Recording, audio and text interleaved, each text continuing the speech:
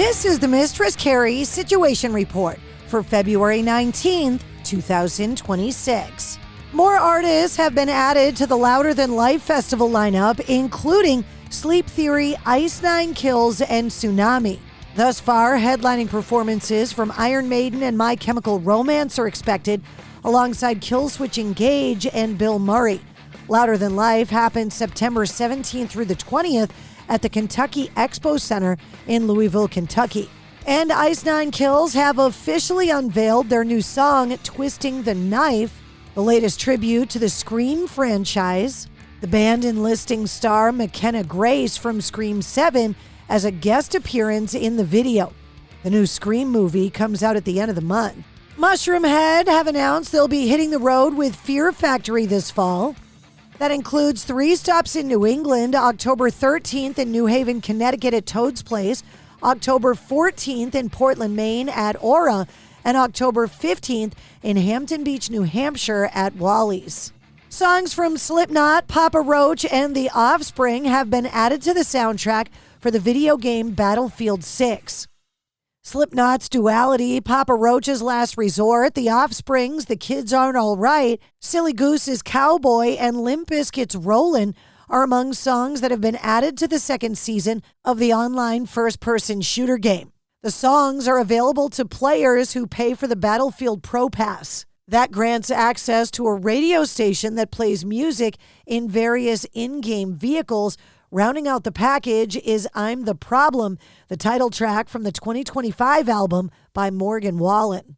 Alex Van Halen has confirmed that he's working with Toto guitarist Steve Lukather, saying, quote, Ed and I had a lot of stuff that we made musically that we never let go. Many people have asked, what about releasing unreleased stuff? Well, we're not going to release it in its embryonic form because it wouldn't make any sense. But I've been fortunate enough to work with Steve Lukather, who is a great friend of Ed's, and we're working on putting a record together, but it has to be of the quality and of the level that we left it. Not just to say, hey, here's some music that we made. If you like it, that's great. No, it has to be the quality that we expect. In a new update on Kurt Cobain, a retired Seattle police captain has claimed that the physical evidence from the Nirvana frontman's death scene, quote, does not add up, alleging that the case was mishandled and staged to look like he took his own life. Neil Lowe, who spent 50 years with the Seattle Police Department, was asked by his chief to audit the Cobain case in 2025, saying he believes investigators failed to treat the rock star's death as a potential homicide properly. Saying, quote, I am just not buying that Kurt did that to himself, calling the investigation botched. Citing anomalies in blood evidence, the violence of the shotgun wound, and the alleged inconsistencies at the scene. Lowe retired in 2018, saying one thing about the report writing is the human error factor. Misheard, misunderstood, transposed thoughts, and forgotten details. They were led astray. I might have fallen for it too, but now that I think it's a homicide, I think the case should be reopened. The Foo Fighters are set to play a special set at the Hollywood Bowl in Los Angeles on August 22nd. The concert will see the band backed by the Los Angeles Philharmonic Orchestra and the Youth Orchestra of Los Angeles.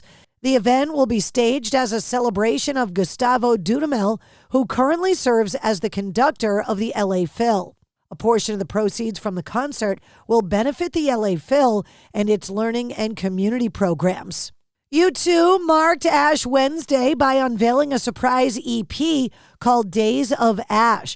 The 6-track project arrives ahead of the group's new album that's planned for release in late 2026. Days of Ash is described in a press release as, quote, an immediate response to current events and inspired by the many extraordinary and courageous people fighting on the front lines of freedom. In a statement, Bono explained that the EP songs are, quote, very different in mood and theme. These EP tracks couldn't wait. These songs were impatient to be out in the world. These are songs of defiance and dismay and lamentation. He continued, songs of celebration will follow. We're working on those now. Because of all of the awfulness we see normalized daily on our small screens, there's nothing normal about the mad and maddening times, and we need to stand up to them before we go back to having faith in the future and each other.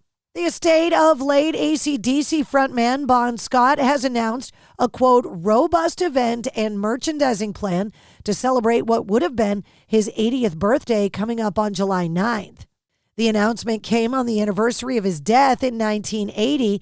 Products will include a collaboration with German studio specialist Newman, limited edition silver and gold bars bearing Bond's name and likeness from the Perth Mint. There's also a Knucklebones figurine and a limited edition Dixon flannel. The Australian Broadcasting Company is also providing Bon Scott video content on his official YouTube channel, which will host a series of interviews with fans including Rick Springfield, Bruce Howe, Sammy Hagar, and Scott Ian from Anthrax. It's been 2 years since drum legend Carmine Appice and his reformed Cactus first unbarred the doors of the Temple of Blues, a 15-track project whose heavy blues subtitle influences and friends. Now he's opening the temple again for an all-star aggregation that calls Ted Nugent, Billy Sheehan, Bumblefoot, Dee Snider, and Pat Travers from Volume 1, along with new heavy hitters,